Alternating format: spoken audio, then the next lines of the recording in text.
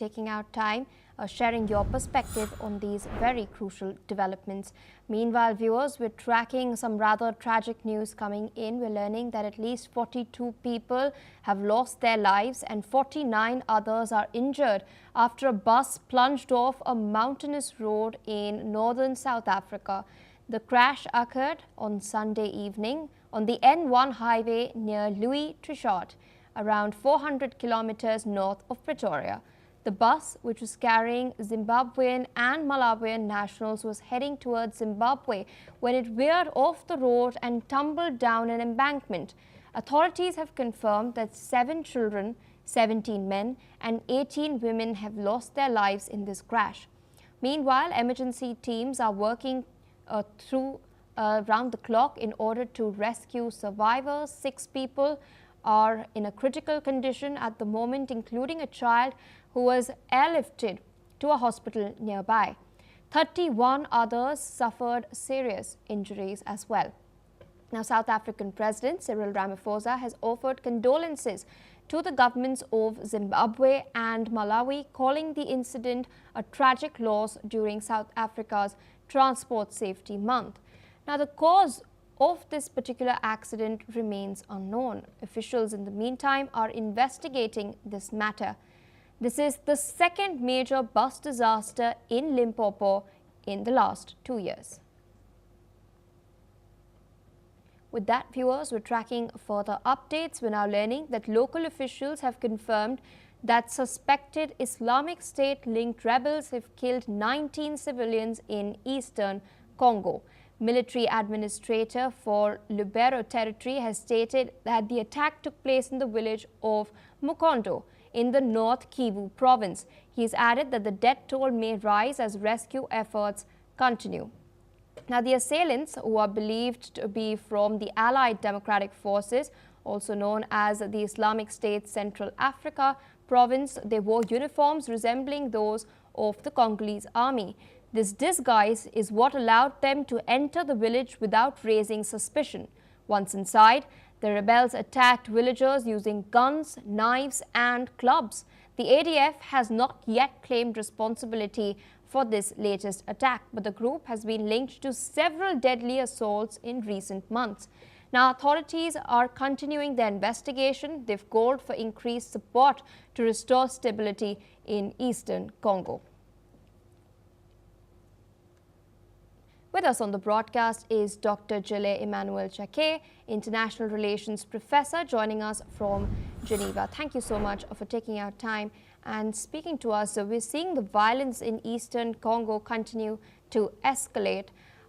In the meantime, could you explain to our viewers what are the key factors contributing to this persistent instability? Thanks for your invitation. Unfortunately, the Democratic Republic of Congo is facing serious instability and a series of internal conflicts since its independence, mainly in its eastern provinces in Ituri or in Kivu.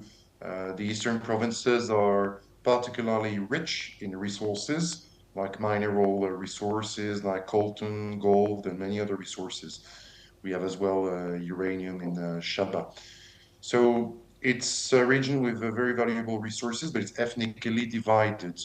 You have ethnic groups competing for the control of the resources and as well for political power.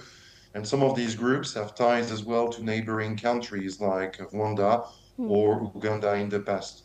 So this problem is, let's say, structural problem we have in Congo since its independence.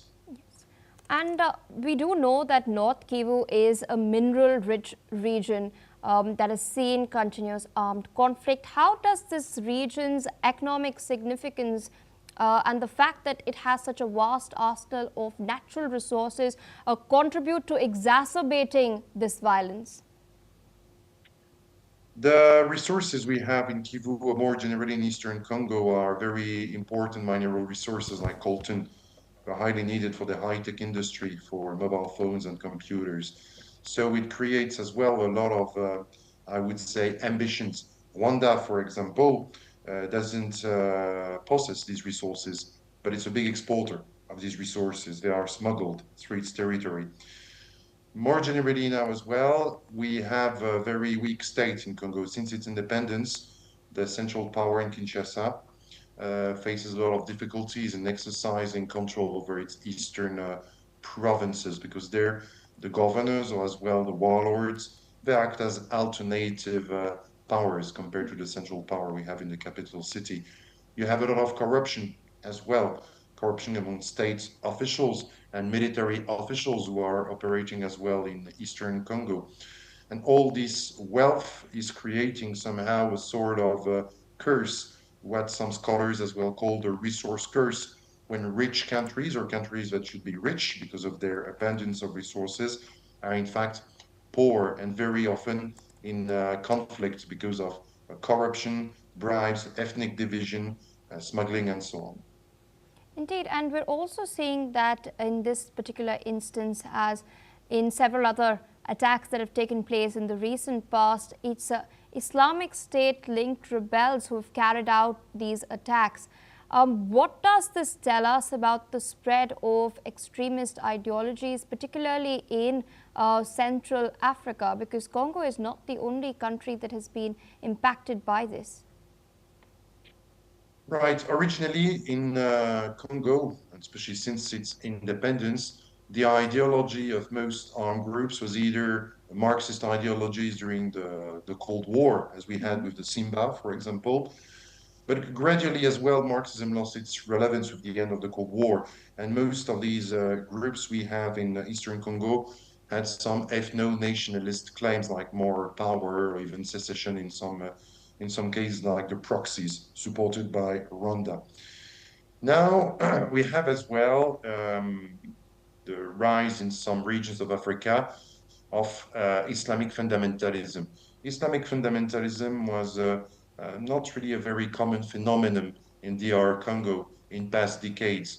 But with the conflicts in Uganda, in Sudan, in Chad, with the destabilization of the Sahel region after the collapse of the Gaddafi regime in Libya, we had the boom of religious extremism in Africa going through the, let's say, Sahelian region and as well causing problems in many northern regions of African countries like Nigeria, Ivory Coast, and we have now, which is in a way unique, Congo, with the main, let's say, Islamist group being the Allied Democratic Forces, the ADF.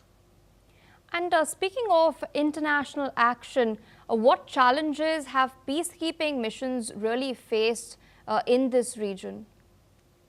It's a very relevant question.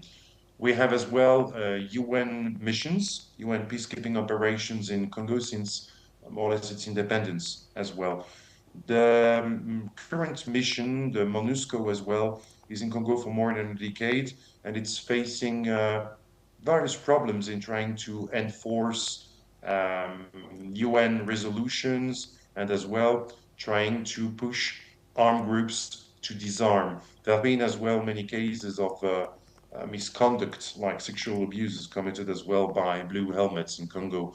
And you have among the population a kind of fatigue, a strong sense of fatigue and as well doubts with regard to the presence of these foreign forces or blue helmets, these UN peacekeeping forces, because for some locals, they are not so efficient and they're even viewed in some cases as a part of the problem. We have different means as well, different measures like the Kimberley process or others to check as well the mining industry there and to make sure that it's not fueling bribes or armed groups, but it's not efficient as well and effective. All right, so with that, I would like to thank you for taking out time sharing your perspective on these very delicate developments. With that, viewers, we're shifting focus towards news coming in from Cameroon.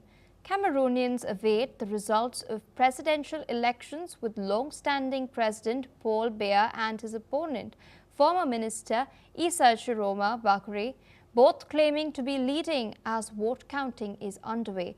Now, Cameroon's opposition candidate Issa Chiroma has already claimed victory in the country's October 12th presidential election, urging President Paul Biya to accept defeat and honor the truth of the ballot box.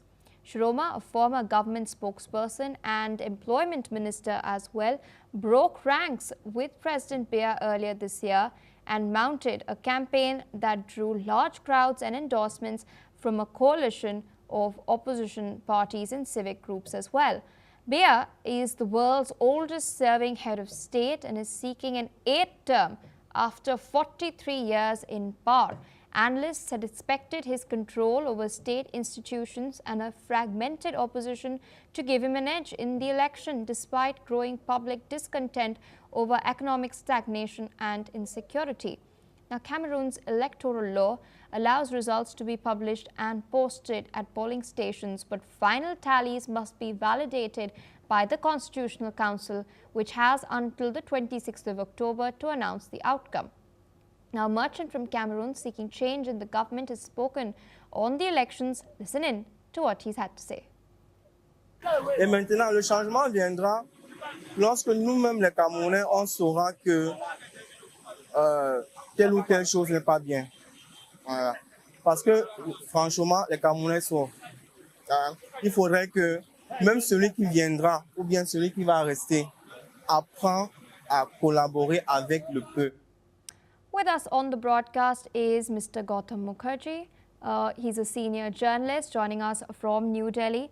So we're seeing some really interesting developments coming in. Cameroon's opposition challenger, Issa Chiroma Bakary, has claimed election victory against incumbent President Paul Biya, who's been in power for a long 43 years. The official results for the vote is slated to be declared in another 2 weeks. The deadline is the 26th of October. But in the meantime, even though tally sheets have been put out outside individual polling stations, they show that Bakary, the opposition candidate, is in a clear lead. Do you then foresee that finally, after 43 long years, Paul Biya would be replaced? And if that is the scenario, would he challenge it, considering his old age now? Well, Mr. Mukherjee, yes, that's for you. The chances of Biya getting another term after 43 years are not very good. He's old. He is due for, replacement, because many of his former colleagues have stood up and challenged him at the hustings. The chances of Biya winning again are not very good. At the same time, he knows the levers of power. He knows how to manipulate the political system. And so he won't go without a fight. However, I think in the end, he'll have to go. Indeed. And, speak in case there is a change in the leadership of Cameroon, his challenger, Biya's challenger, Issa Chiroma, has been a part of the entire machinery under Biya. He knows the ins and outs of the system as well. Do you think there could be any challenges that he could face? Because there is a lot of economic stagnation that is taking place as well. So how do you think he would navigate then through this system? Well, one is he knows the system because he's worked under Biya. Two is he's apparently won the elections fair and square, and the economic problems of the Cameroons will have to be faced by whether it is Biya or his challenger. So, those are definitely the realities of the situation, and they'll have to be faced by whoever comes into power. All right, sir, with that, I would like to thank you for taking out time and sharing your perspective on